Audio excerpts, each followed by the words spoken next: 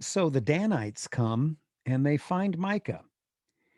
Then the 5 men who had gone to spy out the land of Laish said to their brothers, "Did you know that one of these houses has an ephod, household gods, a graven image, and a molten idol? Now think about what you should do." So they turned aside there and went to the home of the young Levite, the house of Micah, and greeted him.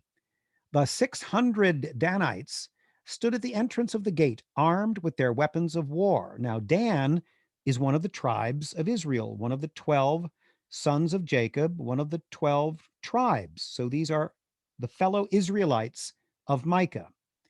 And the 5 men who had gone to spy out the land went inside and took the graven image, which was made apparently from the coins by his mother, the ephod, which is what the priests wear when they conduct their ceremonies, the household idols. So this is sort of a cross between the worship of God and maybe something pagan, hard to say. And the molten idol, while the priest stood at the entrance of the gate with the 600 armed men. When they entered Micah's house and took the graven image, the ephod, the household idols, and the molten idol, the priest said to them, "What are you doing?"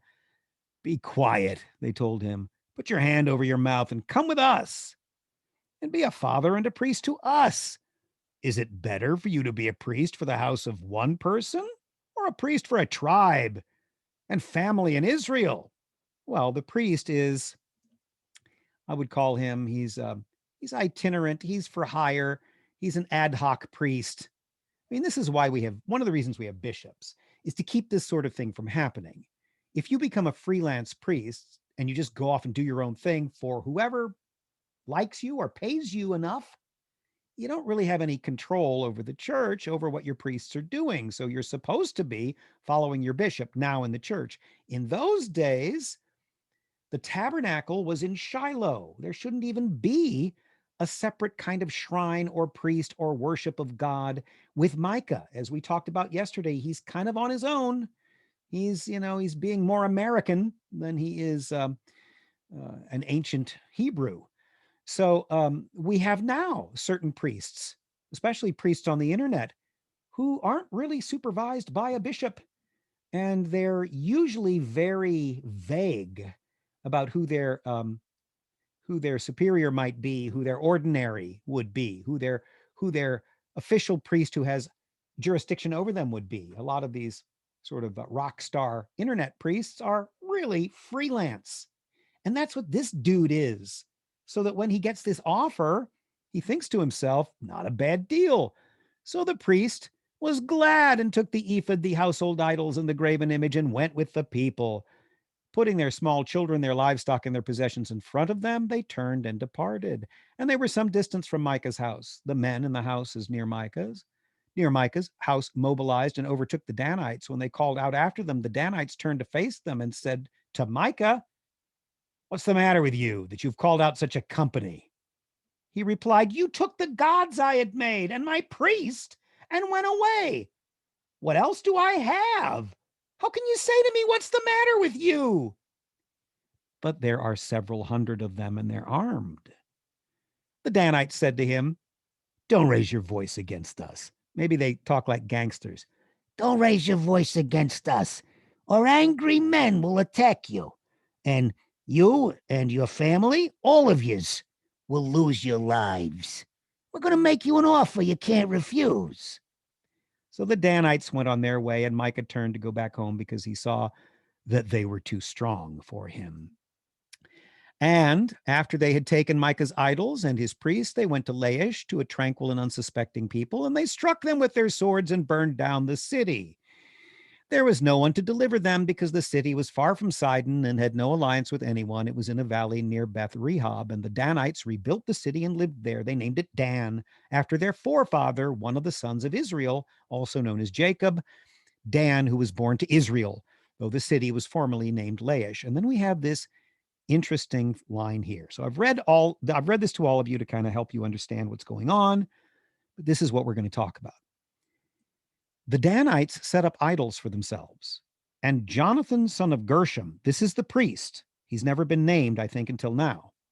And Jonathan, son of Gershom, the son of Moses, and his sons were priests for the tribe of Dan until the day of the captivity of the land. So they set up for themselves Micah's graven image, and it was there the whole time the house of God was in Shiloh. Again, there's no temple in Jerusalem.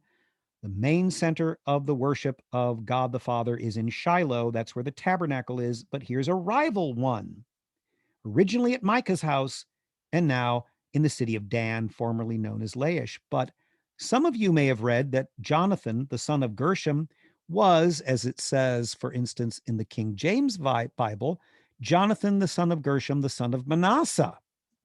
Even in the New King James, the son of Manasseh, the New American Standard, the son of Joseph, Gershom, the son of Manasseh. Well, is Jonathan this renegade priest? Is he the son of Gershom, the son of Manasseh? Or is he the son of Gershom, the son of Moses?